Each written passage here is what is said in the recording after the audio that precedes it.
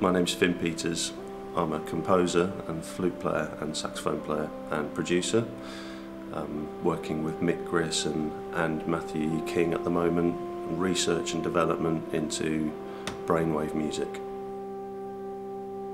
Music's fascinating and it fascinates us, and the brain is like what we are, and to try and connect music which we don't understand, which is fascinating, with what we are, which we don't understand, which is fascinating, is like a kind of goal. It's one of those things that people love to try and think about. A friend of mine, Matthew E. King, said that he knew this guy that had a computer that could tell what note you were thinking of, and the computer would play that note.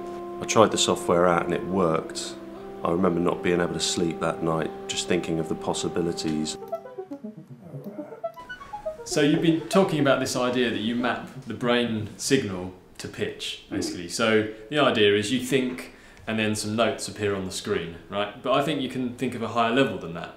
You can think of yourself as being the conductor. Now if you think about the conductor in an orchestra, they don't tell every single person every note they have to play. They give an overall structure, they guide the piece and the performance. However, you'll be able to do that, but with your mind. The ball is just there to help you, so you can think about the ball if you like.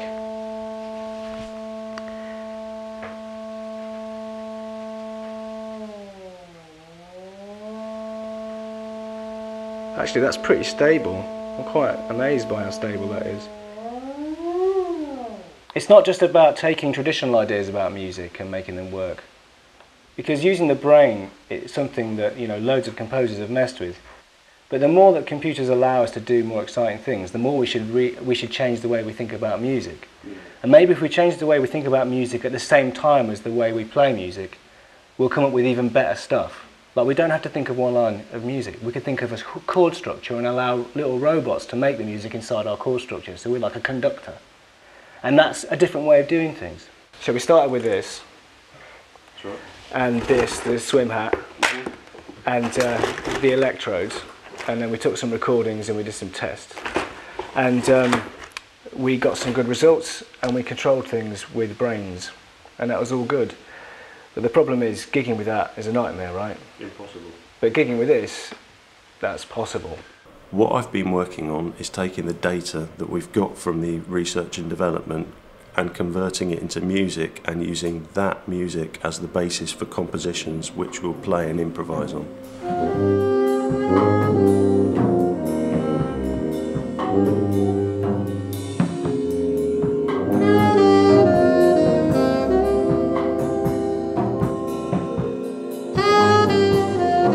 Here's a sleep brainwave slowed down roughly 1,000 times, and it sounds like this.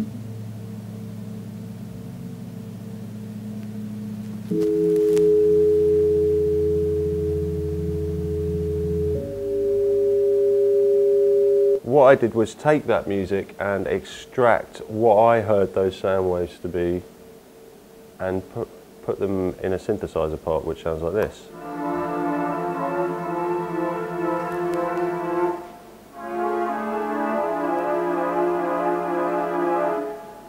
After the synth part was written, I wrote another part which is a lead melody line.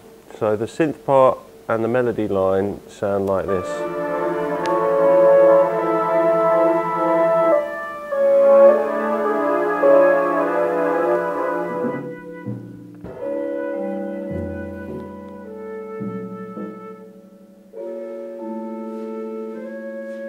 What we've been doing now is arranging it for vibraphone, percussion, tuba, flute and laptop.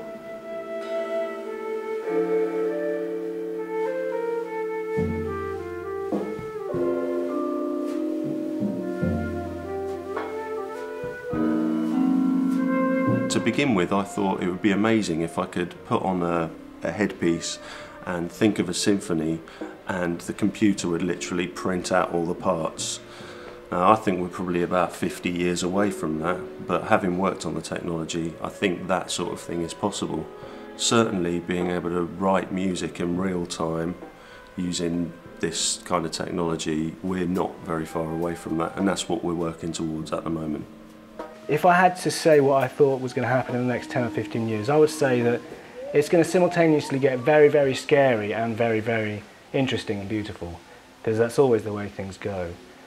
As the technology becomes cheaper, there will be better ways of finding out what's going on inside people's minds, and we'll be able to, I mean, I'm not talking about mind reading, but there's definitely going to be technology coming on stream very soon for ordinary people to use, which will allow us to understand and make sense of more readily what's going on inside of, you know, what we're thinking about, how we operate. And I think that can only be a good thing.